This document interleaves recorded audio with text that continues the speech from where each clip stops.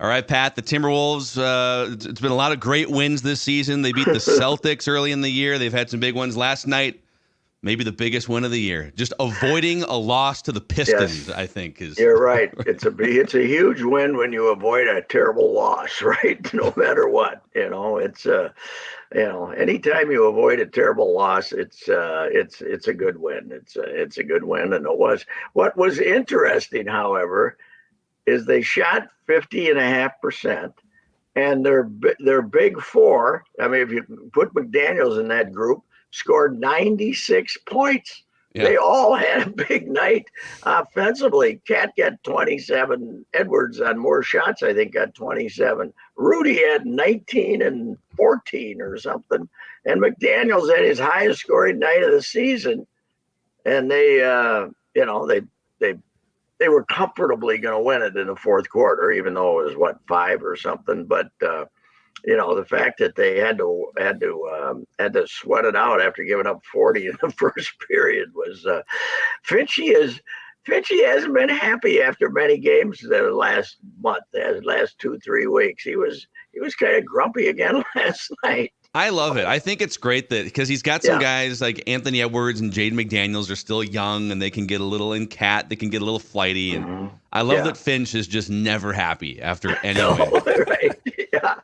Yeah. He now once in a while he was early, but he hadn't been happy for a while.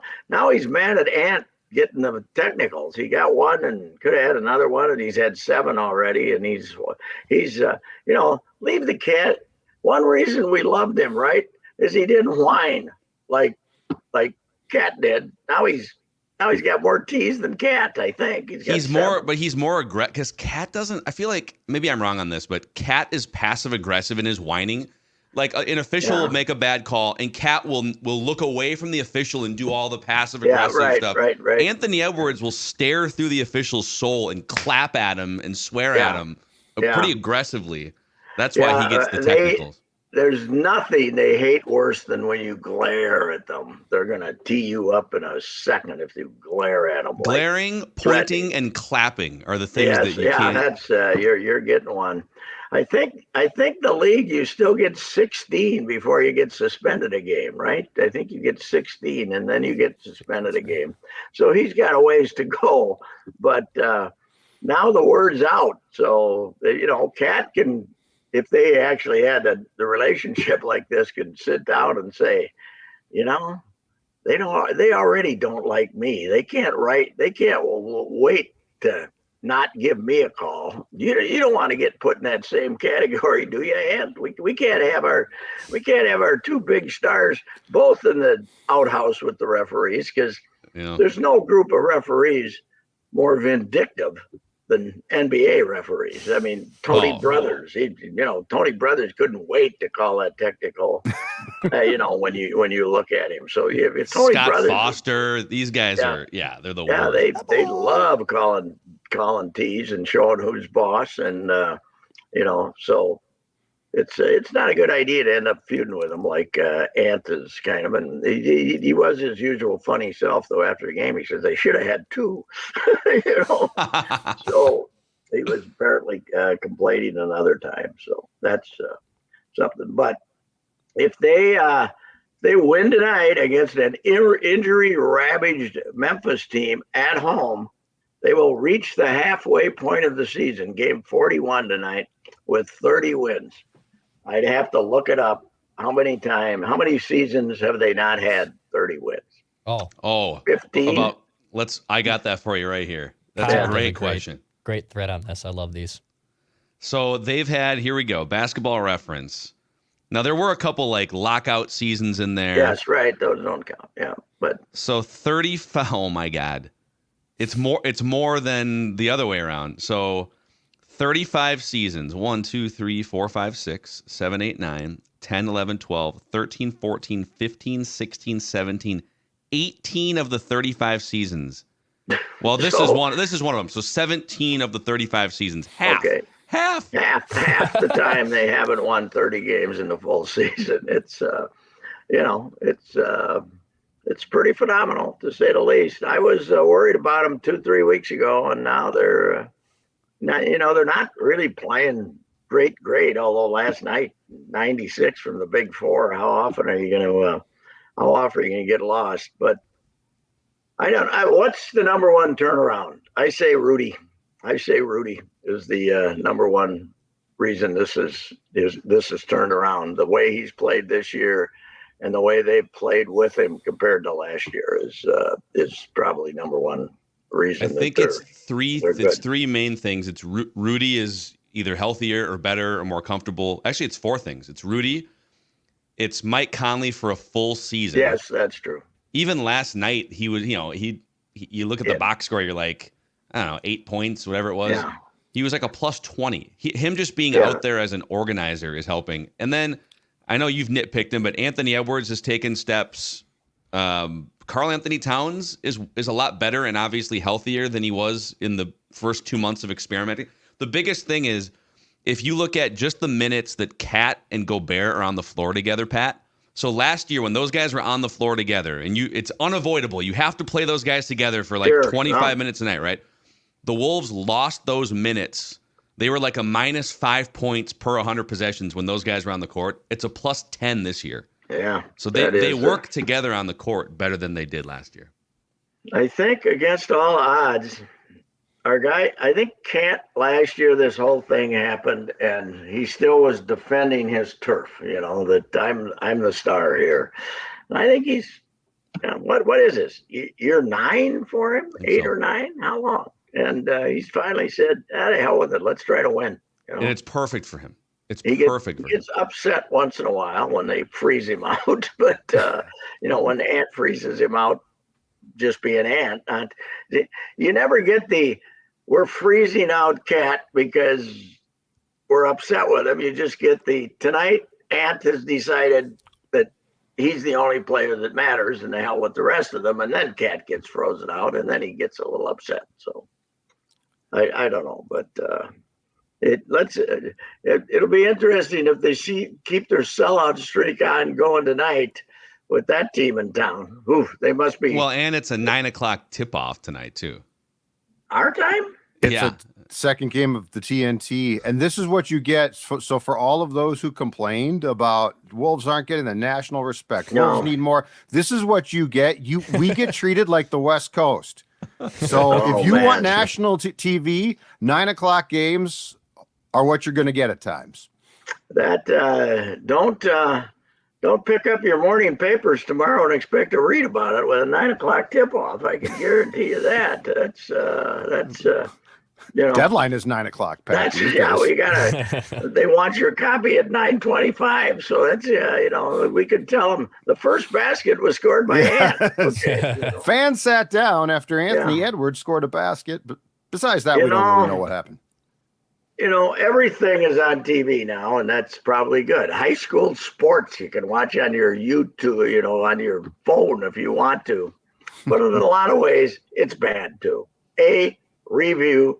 B, 9:00, 9:10 starts against the Grizz without Ja Morant. You would have thought they would have called up and said, have you seen who's playing for Memphis? Go ahead and play it at 7:00. We've canceled the broadcast. What would be the object of having to get? They have nobody. Did you see the list of who's not playing for them? It is, but they're still winning some games even with Ja out. So it's kind of a trap game, if I dare say so. Okay, it's national TV. The nerves are going to be back to back. Charles Barkley's going to be watching. Don't be one of those morons that every time they play a bad team and don't win by 15, they say, this is a game they would have lost last year. Well, if all that was true, they would have been 28 and 54 last year. They won some games last year. Okay. They didn't lose every one of these games that was closer than it should have been. But they lost to bad teams. That's the thing is they got swept by the Pistons last year. Yeah, they lost some bad games. I'm admitting that, but not all of them. Everybody says, "Oh, they would have lost this game last year." No, they are. By the way, they're 10-2 against the below 500 teams this year. So they're who beat them? Well, were the remember. Raptors under 500 Raptors to at the start. beginning of the year? Or does that Yeah. count? I guess, is it below 500 when they play those teams? It should be when you play them, not where they are, weeks later. The Raptors So. was the first game, so it was The 2-0-0 teams. Did they lose? To the Raptors Hawks? Hawks, they lost to the they're Hawks, officially tanking. They traded Pascal yesterday, so they're officially trying to lose as many as they possibly can and get in. Did I see that was 3 first-round picks? 3 first-round picks. That the Yeah. Pacers gave up. Yeah. And who's that? Where'd he go? Indianapolis. Pacers. Yeah. Pacers. Boy, what do they think they're going to do? Well, Halliburton's got to. But they're currently the 7th They seed. think because they made the in-season tournament run that they're legit. I'm not sure about. It's a good team. They could use a good veteran more than the 3 first-round picks. But hey, before we started talking Wolves, you told us off microphone. I have a Kirk Cousins thought, and we would really love to hear what your Kirk Cousins I'm thought. sure you guys have brought this up, and we might even brought it up, but the fact that Green Bay and Detroit are in the quarterfinals has now convinced the Kirkies that this would be the year that the Vikings could have made their run. What is wrong with you morons? What is going on in your heads? That somehow it's a positive that the Packers have the youngest team in the NFL and are in the quarterfinals, and the Lions are favored to win in the quarterfinals. And that's if old number 8 hadn't gotten hurt. And it's the other thing is if JJ and Cousins hadn't gotten hurt, well, what was the record when JJ was hurt? 5-2, 5-1, 5-2, 5-1, 5-1, whatever it was. Yeah, I mean, Bears lost. But this idea that it would have. I mean, I've seen it. I know it's Twitter idiots, but it's. They wouldn't have lost again, Pat. Huh? They would never have lost again. We would right now be watching the greatest win streak in Vikings history right through the Super Bowl if only Kirk hadn't got hurt. Where did this come from? I hope when Kirk Cousins is giving his speech in Canton, Ohio, probably 10 years from now, I hope he spends 10 minutes on the hypothetical run that they would have gone on. Yes, How about the hypothetical career? His whole hypothetical career. Things weren't his fault. I thought, I saw it from a couple of people on Twitter, and I said, okay, there's idiots. But now I've seen it from a bunch of people. It's become a narrative for some of these people that this, the fact that Jordan Love is doing this, just think if we had Kirk and, what is wrong with people? It's amazing, man. And then there's all these like double standard arguments too. And I can't tell if it's half the fan base or if it's just a loud vocal minority. But, when you poke at Kirk, you're like, I put out the tweet the other day, the updated list of quarterback playoff wins, right? Yeah, that's right. You got guys like Jared Goff now has like 4 playoff wins, and Brad Johnson had 5 playoff wins, and Kirk, TJ Yates had 1, Tim Tebow had 1, and Kirk has 1. And the response back is always, well, it's a team game, okay? Football is a team game. You can't. Okay, well, yeah, it is. There's 53 guys on a team. So if it's a team game, why do you every single day beg and pine for this guy to make $40 million more to take up, salary cap from the team building? Like it doesn't make sense to me. No, but it is quite a phenomenon. In my long career here now, there's 2 different elements of that. There's the whole deal till the the late first decade of this century till late in there, and then the social media.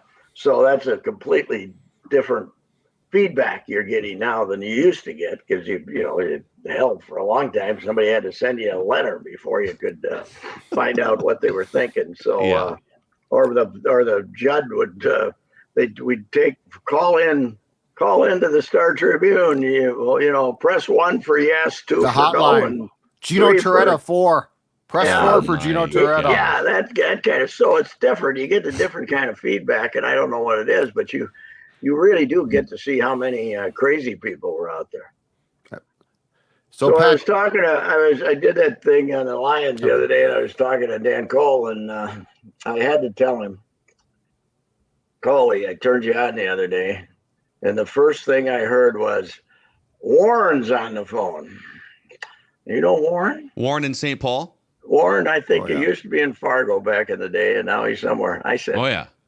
I was hanging up on this guy 35 years ago. What the hell? I don't want to turn some guy on in 2024, and the first thing I hear is Warren's on the phone. I don't want to hear Warren. Does Warren call you guys? Do you get Oh, Warren? well, He used to. We didn't take the calls, but yeah, but he goes back to the original K-Fan years as well, when they would just let him ramble. And he'd be coming up with these, I've seen this guy in Mankato, and I'm going to tell you right now, this guy's a star. They should bench the starter. Same crap. But the best part was when he'd get in on Sid, and you'd hear Sid in the background. Oh, not this guy.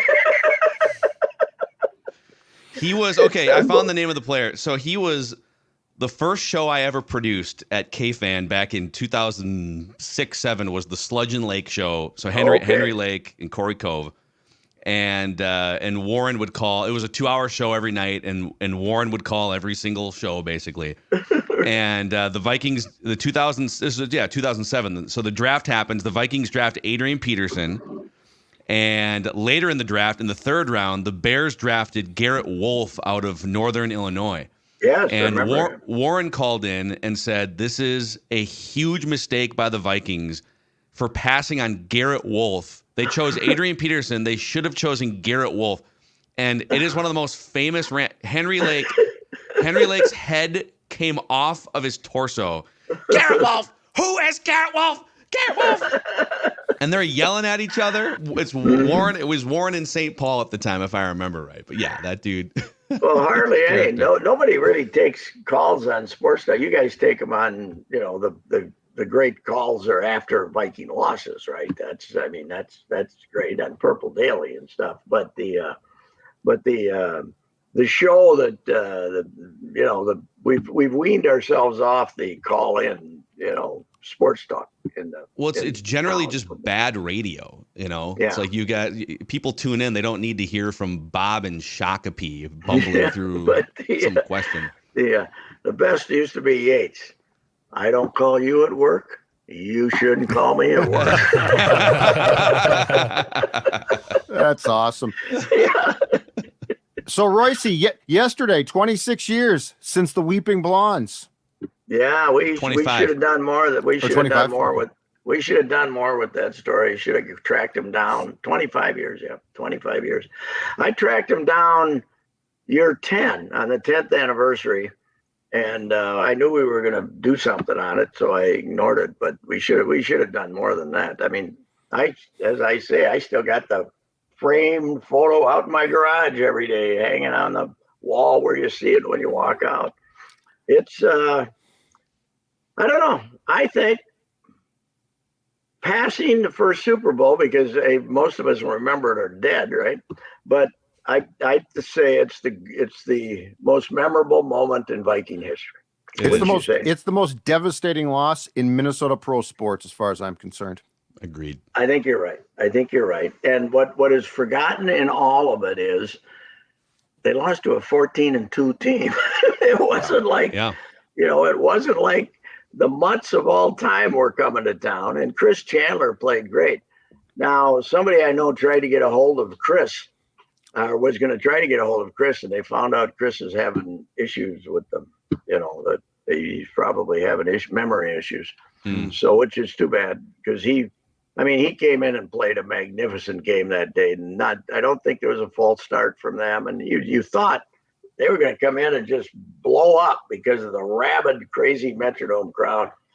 All the scolding you can do and all that stuff and all the noise you can make in the new place, it's too big, and it's not as deafening as the Metrodome. I mean, I haven't been there a lot, but watching on television, it's not as deafening as the Metrodome was. The Metrodome was when they wanted to get fired up, you couldn't hear a thing, right? Even without playing the music in the background, which they did too. But so I mean, that's a magnificent performance. And one thing we were discussing a little bit was that the crowd reacted so joyfully on Gary's kick, because it wasn't like it was wobbling left or something. Mm-mm. Yeah. Everybody thought he made it. They just assumed he made it. The crowd, yeah! You know, it was one of the great 2/3 of the way up the full volume celebration, and then what happened? Then the big moan, and then the silence, and then okay, well, you're still 7 ahead. Come on. I mean, Yeah, you can't lose it on. You at least can't lose it in regulation, right? Mm-hmm. They didn't. I've told this story 50 times, but it's still my favorite TV news reporting. Is the first day of camp down in Mankato after the loss. Schmidt's down there, Joe Schmidt's down there, and he's got Gary Schultzenberg as his producer, and they're running. This, they used to drive into the parking lot, and you'd go run after him to get, when a guy parked, and Schmidt is in the middle of some interview, and Gary Anderson's car comes in, and he points to Schultz, get over there and get him. And Gary Anderson opens the door, and his left foot is on the ground, but his right foot is still in the car. And Schultz says, "Have you gotten over missing that field goal yet?" Oh my God. He isn't out of the car yet. And he's asking him about the missed field goal. And the whole mob is descending on him. Oh, man. He's now he's like a fishing guide in Canada, northern British Columbia or something. He just decided to go spend the rest of his life fly fishing in frozen trout streams up in the British Columbia. I'm not going to listen to this anymore. He just got the hell out of town. And he still Chris Thomason tracked him down a couple of years ago for an interview in the Pioneer Press, and he's of course he did. Traveling to South Africa still and Canada.